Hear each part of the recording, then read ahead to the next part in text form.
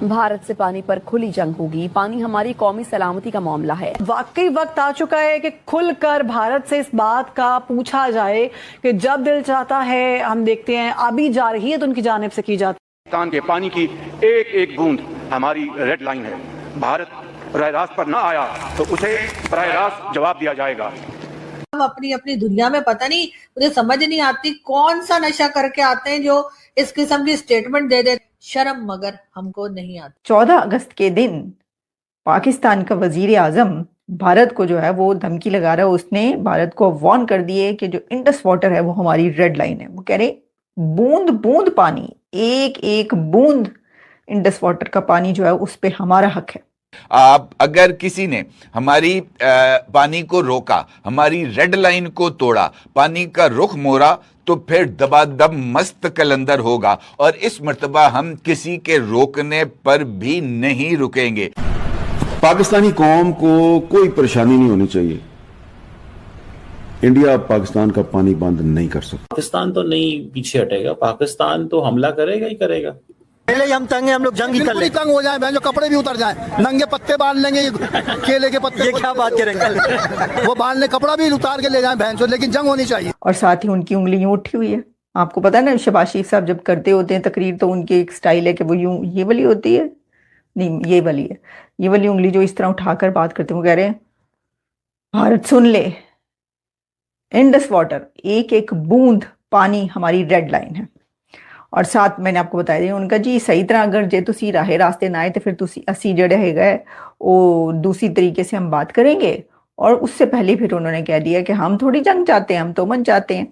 आखिरी जंग में कस्बा हिंद हो जाए लोग साथ, कस्बा हिंद होना चाहिए लोग साथ, आखिरी जंग। इंडस वाटर ट्रीटी को सस्पेंड किया हुआ इंडिया ने, उस पे पाकिस्तान को एक इंटरनेशनल कोर्ट से रिलीफ तो मिल गई है, लेकिन इंडियन मीडिया कह रहा है हम तो पाकिस्तान को बंजर कर देंगे, वीरान कर देंगे। तो क्या पाकिस्तान इंडिया से इस पे जंग कर सकता है? The moment we feel that our national security, water is part of our national security, is being threatened, we'll go to war. और ये मोन्यूमेंट जो है ये इस्लामाबाद में लगाया गया है और हम उसमें ये आपको बताया जा रहा था कि जी हमने बहुत सी जंगें जीती हैं और खास तौर पे जो भी मार्का हकिया ऑपरेशन सिंदूर जो है उसकी बात की जा रही थी। बार बार प्राइम मिनिस्टर हो चाहे प्रेसिडेंट हो, सबके सब यही बात बताने की कोशिश कर रहे थे कि पाकिस्तान ने जी बहुत जंगें जो है वो जीती हैं और पाकिस्तान जो है वो इस वक्त बहुत ज्यादा रेलिवेंट है और उसमें अमेरिका ईरान वॉर जो है वो भी रुकवा दी है। अफगानिस्तान के लिए भी मैसेजेस दिए गए और भारत के लिए तो जाहिर है मैसेजेस दिए ही। अगर वो कोई डैम भी बनाएंगे ना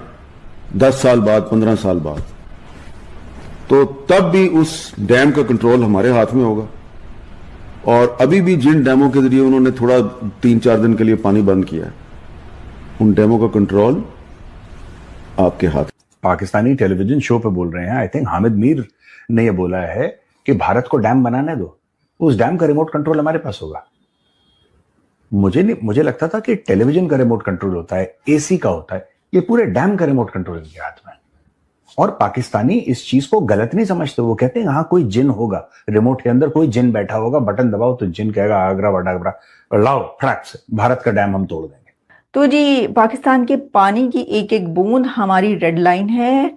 भारत राह रास्त पर ना आया तो बराह रास्त जवाब दिया जाएगा, वजीर आजम ने। अच्छा, इंडिया इतने अरसा हो गया राह रास्त पर नहीं आ रहा, उसने पहले पानी रोका आपका, फिर पानी छोड़ दिया, फिर रोका, मोदी ने पानी छोड़ दिया, मोदी ने पानी रोका, इतनी बार ये वाली होती रही बात और सब नाराज होते रहे। कभी बिलावल भुट्टो का कोई स्टेटमेंट आती रही, कभी शहबाज शरीफ साहब की कोई स्टेटमेंट आती रही, कभी किसी की आती रही कि देखो इंडिया हमारे साथ क्या कर रहा है, देखो भारत ने फिर पानी रोक दिया, देखो ये कर दिया।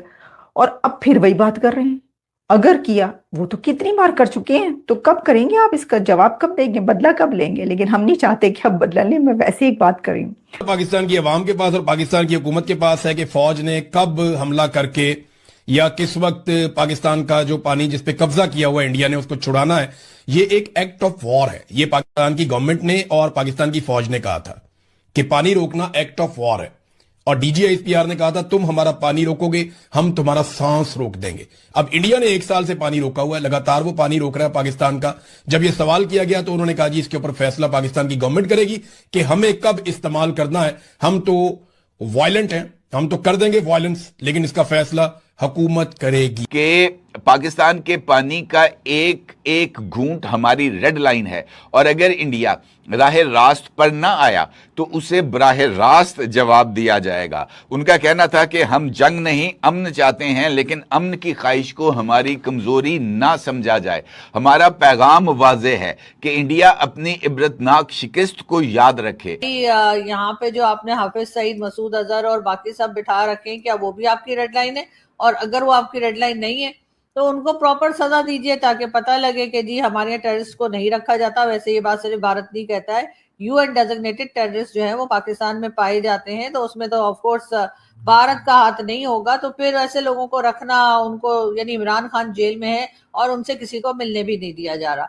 लेकिन हाफिज सईद हाउस अरेस्ट है, सो कॉल्ड हाउस अरेस्ट है, और उससे कोई भी मिल सकता है। वो अक्सर ऐसी वीडियोस भी आती है जिसमें वो बाहर टहलता घूमता दिखाई देता है। इसी तरीके से मसूद अजहर और कई दूसरे लोग जो हैं जिनके नाम आते रहते हैं, तो उनको भी प्रॉपर सजा पाकिस्तान जब तक नहीं देगा तब तक कोई भी बिलीव नहीं करेगा कि हम अमन चाहते हैं और हम टेररिज्म को सपोर्ट नहीं कर रहे।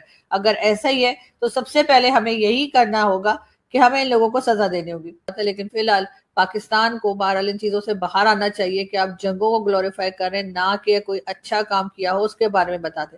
अरे यादगारी बनानी थी तो वो आप अपनी पीस टॉक की बना लेते ना, फ्लॉप हो गई तो क्या हुआ? आपने कोशिश तो की थी कि चलो जी दोनों कंट्रीज को बिठा के बात करा दें।